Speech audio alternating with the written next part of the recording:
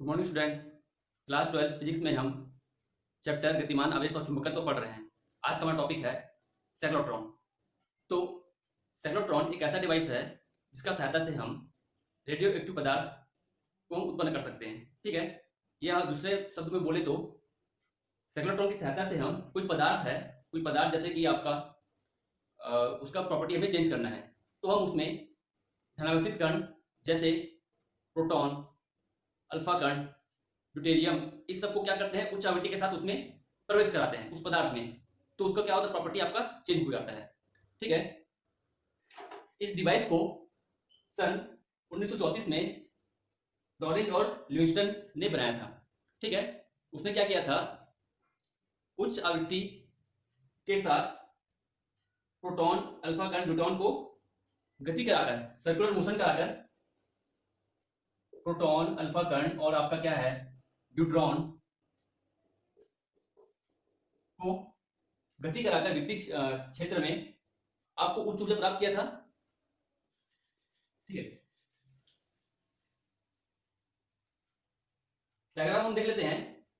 ये आपका चुंबकीय क्षेत्र के लिए है, ये आपका विद्युत दोलित्र। ठीक है, ये आपका विद्युत दोलित्र है। ये आपका डिस्क कहते हैं, D1 और D2, अर्धवृत्ताकार, अर्धवृत्ताकार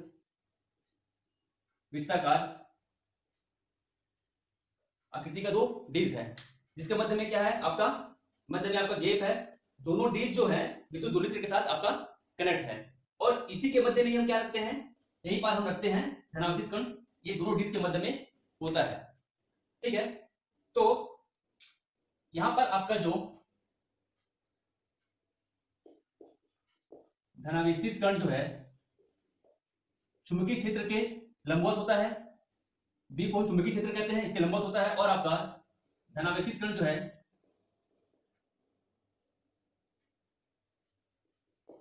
विद्युत क्षेत्र में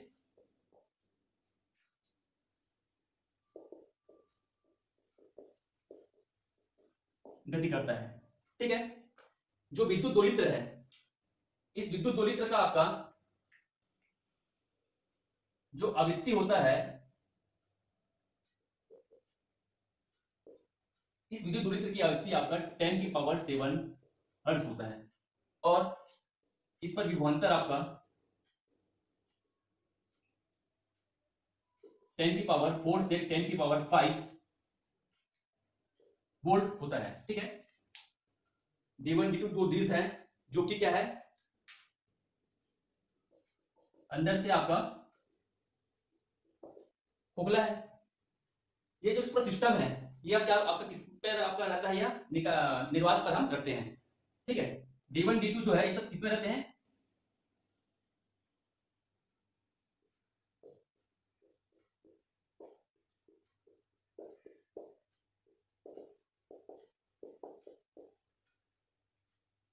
इसके मध्य आपका या तो जो क्षेत्र रहता है वो आपका क्या आता है, निर्वात में रहता है। ठीक है, और यह हम इसे लिख सकते हैं D1 D2 के मध्य निर्वात बना होता है, या निर्वात का क्षेत्र होता है। कारण क्या है आपका, ताकि निर्वात रहेगा तो क्या रहेगा, मतलब हवा नहीं है, तो वायु के घर्षण से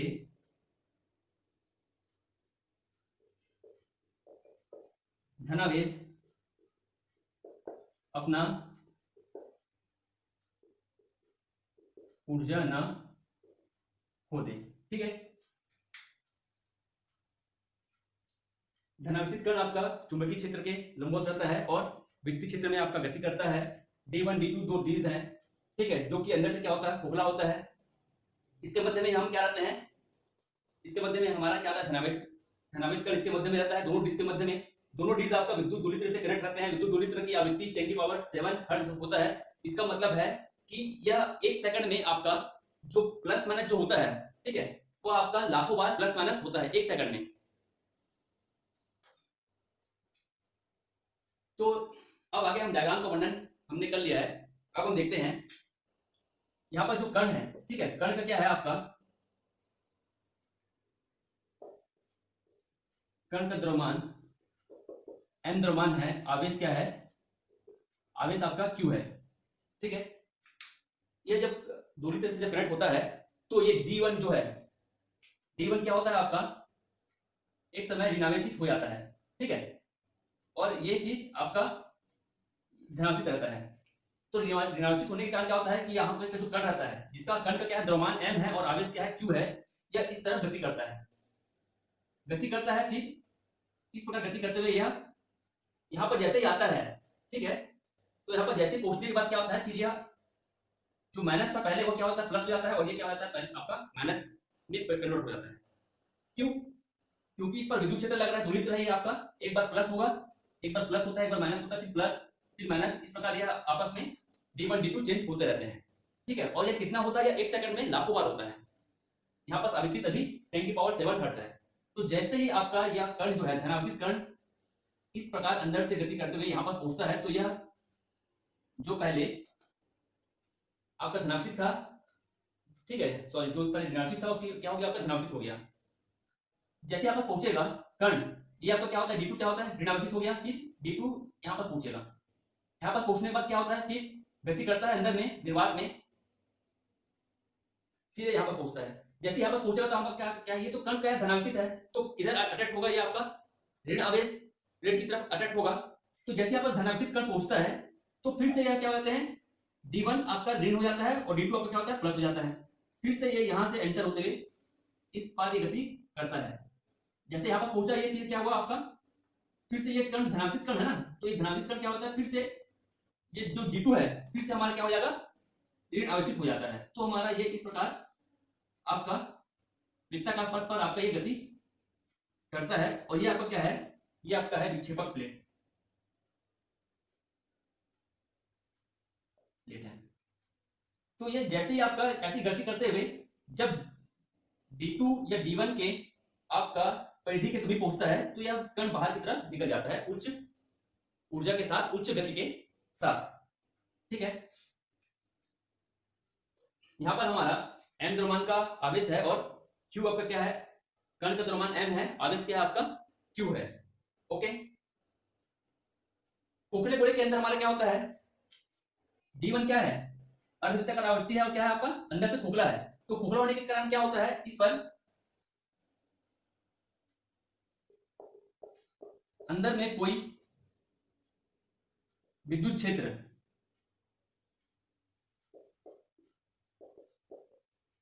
नहीं होता है। ओके, और जो ये मोशन जो करता है, वृत्तीय गति किसके कारण करता है, या वृत्तीय गति करता है आपका चुंबकीय क्षेत्र के कारण। हमने देखा था चुंबकीय क्षेत्र कैसा है, चुंबकीय क्षेत्र में कोई, इसकी जो दिशा क्या होता है, हमेशा इस तरफ रहता है, वृत्तीय मार्ग पर आपका गति करता है कोई भी कण। ठीक है,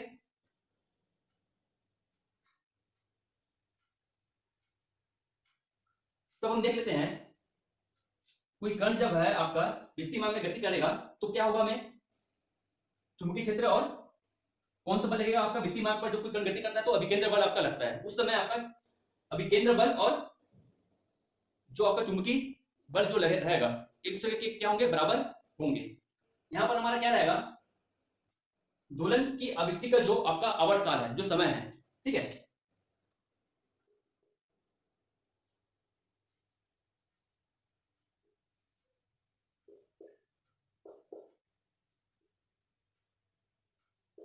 विद्युत क्षेत्र का आपका क्या हो गया, आवर्तकाल, सॉरी, विद्युत क्षेत्र की आवृत्ति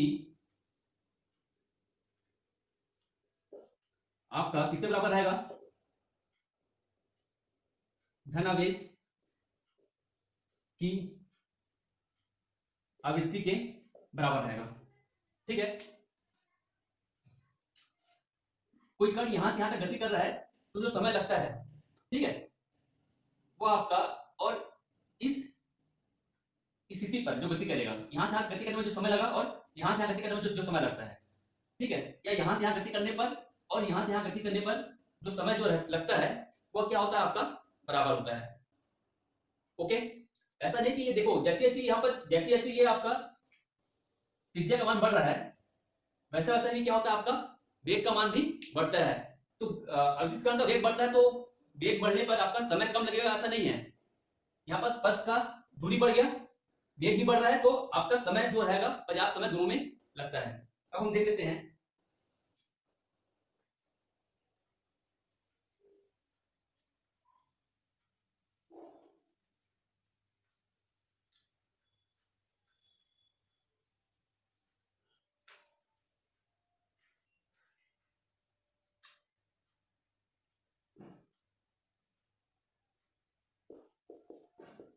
धनावेश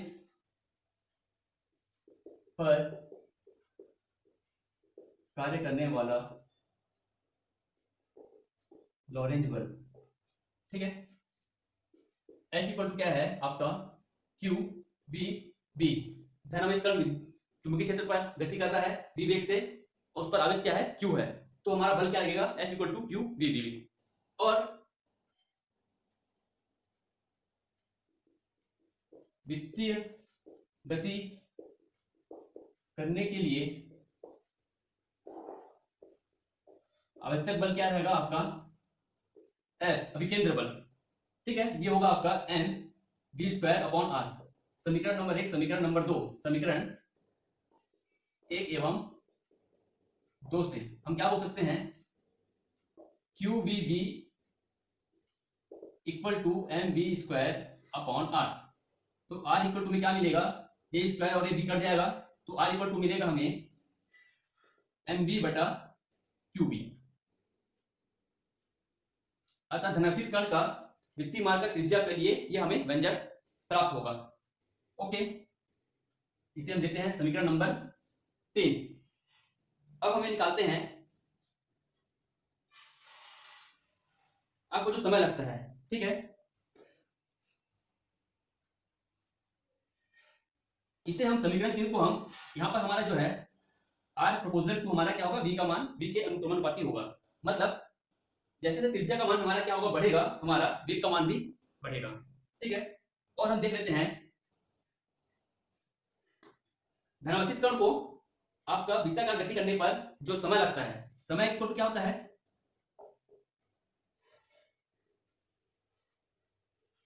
चाल बराबर होता है तय की गई दूरी बटा समय होता है। तो समय इक्वल टू क्या होगा दूरी बटा चाल होगा, दूरी बटा चाल। समय यदि t हो, दूरी हमारा क्या होगा अर्धवृत्ताकार पथ पर गति करने के लिए हमारा दूरी क्या होता है पाई आर होता है। यदि पूरा यदि गति करता तो परिधि कितना होता हमारा दूरी 2 पाई आर होता, लेकिन यहाँ गति कितना कर रहा है आधा कर रहा है तो हमारा क्या होगा 2 पाई आर बटा 2, मतलब 2 और 2 करके कितना होंगे पाई आर होंगे। ये दूरी हो गया। चाल क्या हुआ चाल वेग से गति कर रहा है तो टी का मान क्या निकलेगा टी इक्वल टू निकलेगा हमारा पाई आर बटा वी का मान है आपका वी का मान यहां से निकाल लेंगे। ये हम आर का मान सीधा रखते हैं यहाँ पर। आर का मान क्या है हमारा एम वी बटा क्यू बी, एम वी बटा क्यू बी। तो ये वी और ये वी कट जाता है तो टी इक्वल टू क्या मिले हमें मिलेगा T equal to pi M upon Q B, ठीक है। तो यहाँ पर यह दिख रहा है जो आपका समय जो है आपका त्रिज्या और वेग पर समय जो है आपका यहाँ पास आर भी नहीं है वी भी नहीं है तो समय आर और वी पर डिपेंड नहीं करता है, ठीक है।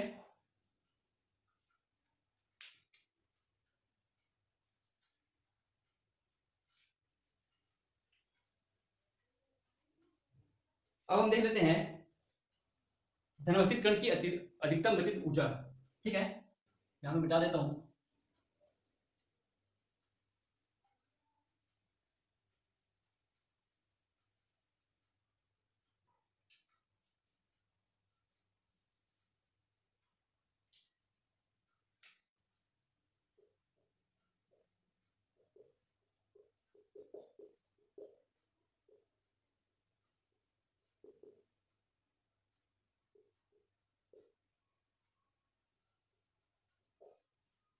गतिज ऊर्जा बोला है मतलब काइनेटिक एनर्जी हमारा क्या होता है 1/2 m v² होता है। यहां पर हमें ये देखिएगा R = mv/qb। ठीक है, हमने पहले क्या पढ़ा था qb max b equal to हमारा क्या आएगा mv² v max का स्क्वायर अपॉन r। ठीक है, ये दो रिलेशन हमें प्राप्त था। यहां से हम v max का मान निकाल लेंगे। v max इक्वल टू क्या आएगा v max इक्वल टू होगा हमारा ये स्क्वायर और ये मैक्स कट जाएगा आपका, तो v max इक्वल टू होगा qbr/m qbr/m। ठीक है, इसका मान रखते हैं यहां पर, तो काइनेटिक एनर्जी को क्या मिलेगा 1/2 m v max का स्क्वायर मतलब 1/2 m qbr/m। ठीक है, का क्या हो गया स्क्वायर, ये स्क्वायर और ये m कट जाएगा, तो काइनेटिक एनर्जी क्या मिलेगा हमें 1/2 q² v² r² m। ठीक है, और r ये क्या है आपका परिधि, आपका क्या रहेगा मैक्सिमम रहेगा, इसका त्रिज्या जो रहेगा आपका मैक्सिमम रहेगा। तो ये आपका गतिज ऊर्जा हमें इस प्रकार प्राप्त होगा। ठीक है, तो ध्यान देने वाला बात यह है कि आपका जो समय जो है त्रिज्या और वेग पर डिपेंड नहीं करता है। वृत्तीय गति जो करता है चुंबकीय क्षेत्र के कारण करता है। ठीक है, सर्कुलर जो मोशन करता है आपका चुंबकीय क्षेत्र के कारण आपका यह मोशन करता है। और यहाँ पर जैसे अधिकतम हमें त्रिज्या प्राप्त होने पर क्या होता है, यह आपका इस प्लेट के कारण क्या होता है विक्षेपित हो जाता है और बाहर की तरफ निकल जाता है। ओके, तो इसे आप कॉपी में लिखिएगा बुक की मदद से। धन्यवाद।